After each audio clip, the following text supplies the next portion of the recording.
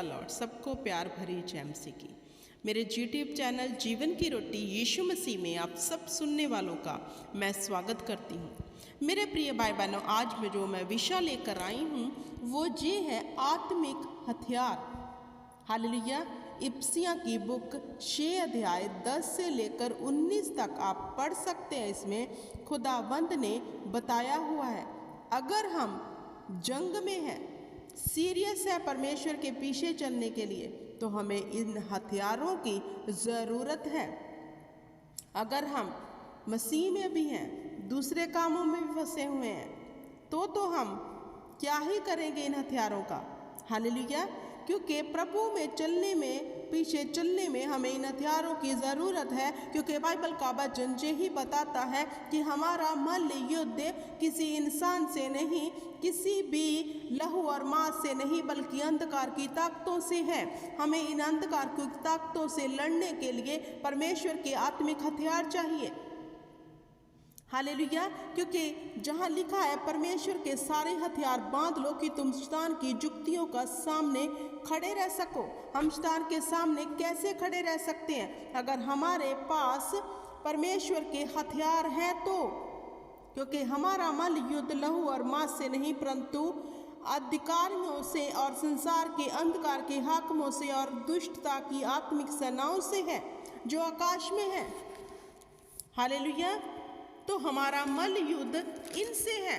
कैसे करेंगे इनसे मल युद्ध? इसलिए परमेश्वर के सारे हथियार बांध लो कि तुम बुरे दिनों का सामना कर सको, सब कुछ पूरा करके स्थिर रह सको। इसलिए सत्य से अपनी कमर कसकर और धार्मिकता की झिलम पहनकर और पांव में मेल के शुभ समाचार की तैयारी के जूते पहनकर और इन सब के साथ विश्वास की ढाल लेकर स्थिर रहो, जिससे तुम दुष्ट के सब जलते हुए तीरों को बुझा सको और उद्धार का टोप और आत्मा की तलवार जो परमेश्वर का वचन है ले लो। हालेलुया। अगर हमारे जीवन में मेरे प्रिय भाई बहनों वचन की सोजी नहीं है, ये वचन वो हथियार है जिसके द्वारा प्रभु यीशु मसीह ने शैतान को भगा दिया। जब प्रभु यीशु की परीक्षा आई तो प्रभु यीशु ने इसी हथियार का इस्तेमाल किया, वचन के हथियार का। हालेलुया। तो मेरे प्रिय भाई बहन, मैं हमेशा वीडियो में ये बताती हूँ कि आपको सबसे अधिक वचन पढ़ना है। हालेलुया। वचन पढ़ो, प्रभु से अनुग्रह मांगो, प्रभु से मांगो कि इसका प्रकाश हम पर उड़ेल पवित्र आत्मा, कि हमें इसकी समझ आ जाए। क्योंकि अगर वचन की समझ नहीं है, हम चर्च तो जाते हैं, सुनते हैं, आधा याद है आधा भूल गए हैं, कोई फायदा नहीं। वचन की समझ रखनी बहुत ज़रूरी है, ताकि जब शैतान आपको परखे। हालेलुया। क्योंकि शैतान के पास ऐसी ऐसी गेम्स हैं हमारे जीवन में खेलने के लिए कि हमें पता ही नहीं चलता हो क्या रहा है। अगर हमने वचन पढ़ा हुआ है, अगर हम धार्मिकता में बने हुए हैं, हमने पाँव में रजामंदी के जूते पहने हैं, कि हम इन हथियारों से शैतान की जुक्तियों का फिर सामना कर सकते हैं। हमें रजामंदी के जूते पहनकर लोगों को सच्चाई के बारे में बताना है, परमेश्वर की धार्मिकता के बारे में बताना है, सत्य के बारे में बताना है। हालेलुया। अगर हम इन चीज़ों में जो परमेश्वर के हथियार हैं बने हुए हैं, तो हम डट कर शैतान का मुकाबला कर सकते हैं। मेरे प्रिय भाई बहनों, आज मैं आपको बताना चाहती हूँ कि शैतान किन रीति से कैसे कैसे काम करता है हमारी ज़िंदगी में। हालेलुया। वो बीमारी लेकर आता है, वो हमारे जीवन में निराशा लेकर आता है, जॉब चली जाती है, औलाद नहीं हो रही, ये चीज़ें लाकर हमें भरमाता है कि देख तेरे पास तो कुछ भी नहीं है। तो तब अगर हमने वचन का ज्ञान अपने हृदय में रखा है तो हम उसे जवाब दे सकते हैं। शैतान से कह सकते हैं, हमें हमारा फ्यूचर पता है, क्योंकि हमें यहोवा ने आशीष दी है और ये आशीष सदीपक है, सदा की है, इसे तुम छीन नहीं सकते। और तेरा फ्यूचर हम तुम्हें बताते हैं, तुम और तेरे बाकी दूत जो है एक दिन नरक कुंड में डाले जाएंगे। वचन में लिखा है उसको उसका अतीत बता दो, उसका फ्यूचर बता दो। वो आपको आपका फ्यूचर दिखाता है माड़े हालात लाकर, लेकिन आपने क्या करना है, उसको उसका फ्यूचर बता दो, क्योंकि वचन कहता है शैतान नरक की झील में डाला जाएगा। हालेलुया। अगर थोड़ी सी सिचुएशन ऐसी घर में आ गई, हालेलुया, डरो मत, स्थिर रहो, धार्मिकता में बने रहो। सबसे अधिक परमेश्वर के पवित्र कलाम को दुनिया की शोर तक बताते रहो। जहाँ जहाँ आपको मौका मिलता है बताते रहो। वो शर्मिंदा होता रहेगा, हारता रहेगा और एक दिन हमारे जीवन से सदा के लिए चला जाएगा। अगर हमने वही हथियार छोड़ दिए, सरेंडर कर दिया उसके आगे, तो हमें कोई बचा नहीं सकता।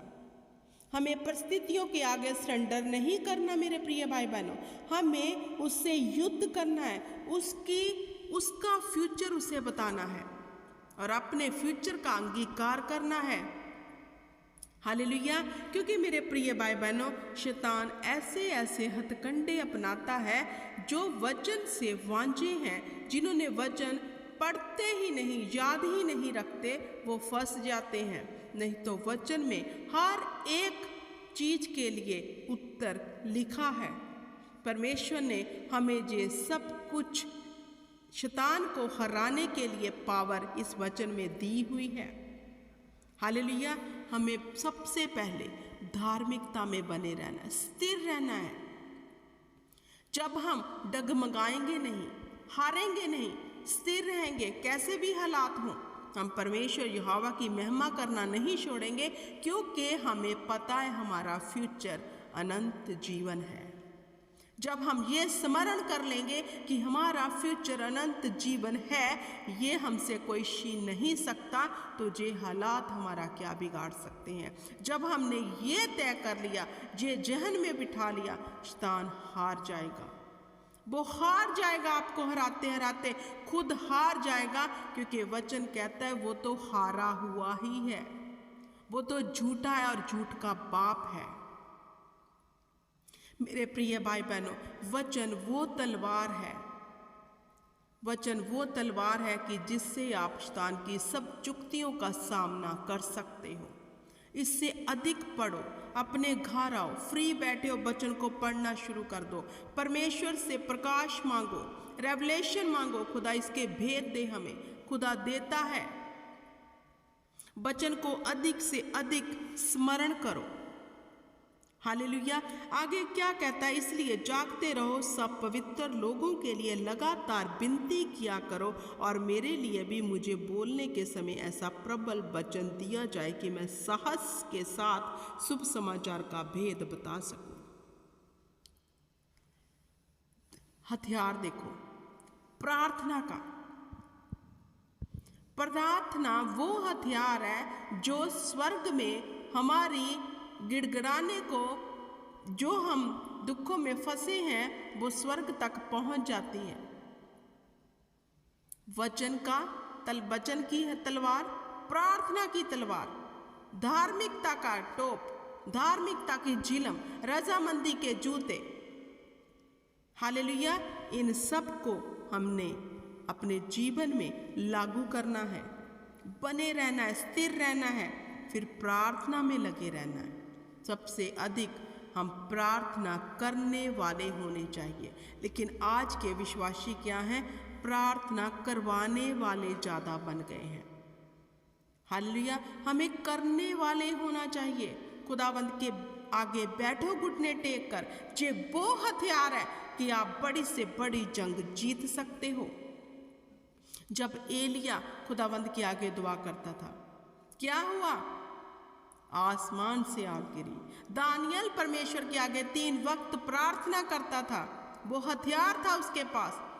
क्या क्या काम उसके जीवन में होते थे। शेरों की मांग बंद हो गई, शेरों के मुंह बंद हो गए, आग की भट्टी में से निकाला गया।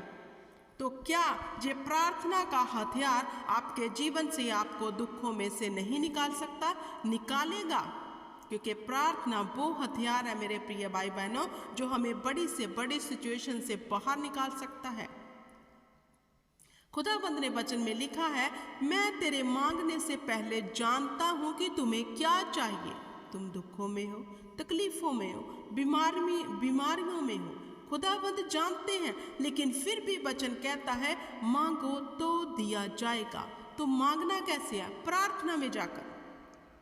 हालेलुया। हमें अपनी जंग जीतने के लिए प्रार्थना का हथियार, वचन का हथियार और विश्वास का हथियार हमें अपने साथ लेकर चलना है। मेरे प्रिय भाई बहन, अब जो विश्वास का जो हथियार है, अगर हमारे पास विश्वास ही नहीं है तो फिर तो हम कुछ भी कर नहीं सकते, क्योंकि विश्वास वो हथियार है जिसके ढाल से हम शैतान की जुक्तियों से लड़ सकते हैं। सबसे पहले हमें अपने परमेश्वर के ऊपर पूर्ण विश्वास होना चाहिए, उसके ऊपर हमें भरोसा होना चाहिए कि वो हमारी ओर है, हमारा विरोधी कौन हो सकता है। अब्राहम विश्वास में धर्मी ठहरा। क्यों? क्योंकि विश्वास का हथियार उसके पास था। क्यों? परमेश्वर के नबी परमेश्वर के आगे जब प्रार्थना करते थे विश्वास के साथ और वचन को अंगीकार करते थे, क्यों? उनके जीवन में बड़े बड़े काम होते थे, इसीलिए क्योंकि उनके पास विश्वास का एक बड़ा हथियार था। विश्वास हमारे जीवन में वो ढाल है जो हम बड़ी से बड़ी परिस्थिति को अपने जीवन से निकाल सकते हैं। जैसे प्रभु यीशु मसीह ने कहा, अगर तू विश्वास से कहे इस पहाड़ से कि टल जा, वो टल जाएगा और अथाह गड्ढे में गिर जाएगा। ऐसी है विश्वास की ढाल, ऐसा है ये हथियार। आप विश्वास से अपनी बीमारी को डांट दो, विश्वास से, आधे अधूरे विश्वास से नहीं, पूर्ण विश्वास से मैं गारंटी देती हूँ उसी घड़ी उसी वक्त आप चंगे हो जाओगे। आत्मिक हथियारों को जो है हमेशा जहन में बिठा लो, अपनी घर की डोर्स के ऊपर लिख लो, दीवार के ऊपर लिख लो और याद रखो कि हमें इनमें स्थिर रहना है, बने रहना है, शुभ समाचार देते रहना है, विश्वास में बने रहना है, प्रार्थना में बने रहना है, परमेश्वर के वचन में बने रहना है। हालेलुया। धार्मिकता में बने रहना है, स्थिर रहना है, ताकि हम शैतान की जुक्तियों का सामना कर सकें। मेरे प्रिय भाई बहनों, हमें परमेश्वर के आगे दीन होना है। जब हम दीन हो जाएंगे तो हम शैतान की जुक्तियों का सामना कर पाएंगे, क्योंकि एक छोटे से बच्चे दाऊद के हाथों गोलियत कैसे मरा? उसको विश्वास था कि मेरे संग सेना का यहोवा है। उसने उसी विश्वास से गोलियत को मार दिया। आपका गोलियत, आपका शैतान, आपकी बीमारी, आपके दुख दलिद्र जो आपके सामने आप मार सकते हो, अगर आपका विश्वास भी ऐसा है। हालेलुया। मेरे प्रिय भाई बहनों, इन हथियारों को हमेशा स्मरण रखो और आत्मिक युद्ध में हमेशा तैयार रहो। वचन पढ़ो अधिक से अधिक। मैं दुआ करती हूँ खुदावंद आपको बुद्धि दे, समझ दे, ज्ञान दे और ये आत्मिक हथियार जो विश्वास के हैं, पवित्रताई के हैं और जो वचन का तलवार है, धार्मिकता की जिल्म है, रजामंदी के जूते हैं, टोप है धार्मिकता का, ये सब आपके जीवन में आप ग्रहण कर सको और शैतान की सब जुक्तियों का सामना कर सको। ये मैं दुआ करती हूँ मेरे प्रिय भाई बहनों, आप सब सुनने वालों के लिए परमेश्वर के अनुग्रह के नीचे आप सबको छोड़ते हुए इस वचन को यहीं समाप्त करती हूँ और विश्वास करती हूँ कि आज से आप चौकस हो जाओगे, परमेश्वर के वचन के प्रति अलर्ट हो जाओगे और परमेश्वर के आगे सदा दीन बने रहोगे और शैतान की जुक्तियों का सामना करोगे। सब मेरे साथी मान से बोले आमीन, आमीन और आमीन।